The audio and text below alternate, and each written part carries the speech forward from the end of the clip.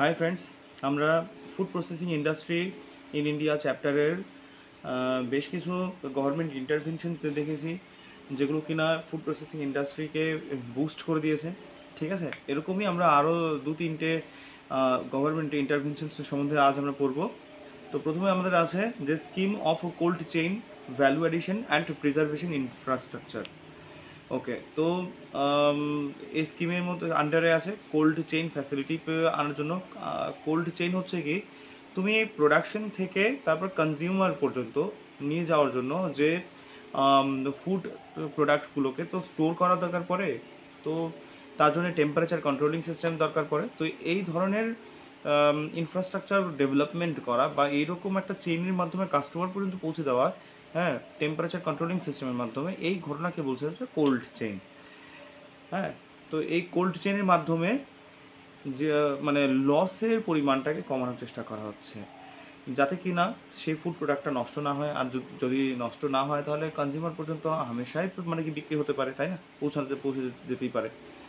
আচ্ছা, এই স্কিমের আন্ডারে চারটা কম্পোনেন্ট আছে। প্রথম কথা হচ্ছে প্রসেসিং সেন্টার। প্রথমত এটাকে সর্টিং করা হয়, ফুড প্রোডাক্টসকে গ্রেডিং করা হয়, প্যাকিং করা হয়, তারপর কোল্ড স্টোরেজ করা হয়, করার জন্য মানে তৈরি করা। হ্যাঁ, এটা হচ্ছে কি ফার্স্ট প্রসেসিং সেন্টার। সেকেন্ড হচ্ছে কি প্রি মানে mobile pre cooling vans and reefer trucks. মানে কি, এমনভাবে হচ্ছে কি সেটাকে এক জায়গা থেকে আরেক জায়গাতে স্থানান্তর করা হবে ট্রান্সপোর্ট সিস্টেমের মাধ্যমে, যেখানে কিনা কোল্ড স্টোরেজের সুবিধা আছে। হ্যাঁ, যে যে গাড়িতে নিয়ে যাচ্ছে সেখানেই তোমার হচ্ছে টেম্পারেচার কন্ট্রোল করে সেটাকে ভ্যানের মাধ্যমে মানে সেই ট্রাকের মাধ্যমে নিয়ে যাওয়া। এটা গেল সেকেন্ড। থার্ডলি হচ্ছে ডিস্ট্রিবিউশন হাবস। হ্যাঁ, আলাদা আলাদা টেম্পারেচার উপর মানে ভিত্তি করে, অথবা হচ্ছে হিউমিডিটি চেম্বার বানিয়ে নিয়ে, হ্যাঁ, ফগ ট্রিটমেন্ট করা, ব্লাস্ট ফ্রিজিং করা, এইসবের মাধ্যমে মানে কি যেখানে পৌঁছে দিচ্ছি সেখানেও যেন এরকম একটা সুবিধা থাকে। ডিস্ট্রিবিউশনটা আমি যেভাবে করছি ট্রান্সপোর্টেশনের মাধ্যমে, যেখানে আমি ডিস্ট্রিবিউট করছি সেখানেও যেন এরকম একটা সুন্দর সুবিধা থাকে, টেকনোলজিক্যাল অ্যাডভান্টেজ থাকে। এবার 3 নাম্বার। চার নাম্বারে আসে যদি কোনো কিছু নষ্ট হয়ও, বা ধরুন নষ্ট হয়ওনি, 2-3 দিন গেলে তাহলে তো সেটা নষ্ট হওয়ার পথে, তাই না, কিছুটা হলেও ব্যাকটেরিয়া লাগবেই সেখানে, যত টেম্পারেচার তুমি কন্ট্রোল করো না কেন, সেখানে কিছু পরিমাণ জীবাণু থাকতেই পারে।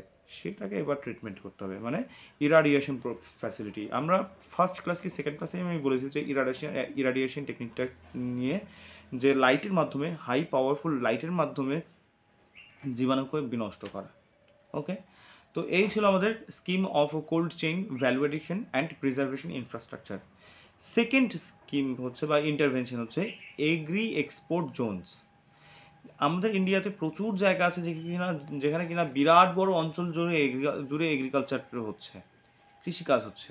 সেই সব জায়গাগুলোতে ইনফ্রাস্ট্রাকচার ডেভেলপমেন্ট করে এক্সপোর্টের জন্য সুবিধা ইনফ্রাস্ট্রাকচার বানিয়ে নিয়ে, কাস্টমস ডিউটিটাকে কমিয়ে দিয়ে, হ্যাঁ, যে R&D ডিপার্টমেন্ট মানে কি আপগ্রেড করে দিয়ে ডিপার্টমেন্ট বানিয়ে নিয়ে, তারপর কোয়ালিটি আপগ্রেডেশন করা, marketing, advanced marketing technique extension করা, ট্রেনিং করানো পাবলিককে, এইসব করানোর মাধ্যমে কোনো একটা বিরাট বড় এগ্রিকালচারাল এরিয়াকে আপলিফট করা, ওটাকে মডার্নাইজ করা। হ্যাঁ, তো এই সব মানে কি যে অ্যাকশনগুলোকে হাতে নেওয়া, এটাই হচ্ছে এই বিরাট বড় এলাকা ভিত্তিক যে এইসব অ্যাক্টিভিটি হচ্ছে, এটাকে বলা হয় এগ্রি এক্সপোর্ট জোনস। ঠিক আছে, তো এটার মাধ্যমে কি ইন্ডাস্ট্রি গড়ে ওঠে, এমপ্লয়মেন্ট জেনারেট হয়, অপরচুনিটি ক্রিয়েট হয়, মানে কি রুরাল পিপলদের জন্য, ব্যাকওয়ার্ড মানে কি যে মানে কি পিপলরা বা সিটিজেনরা আপলিফট হয়ে যায়। হ্যাঁ, সোশ্যাল ইনইকুয়ালিটিটা ডিমিনিশ হয়, মানে ইকুয়ালিটি আসে। ঠিক আছে, এ গেল এগ্রি এক্সপোর্ট জোনস।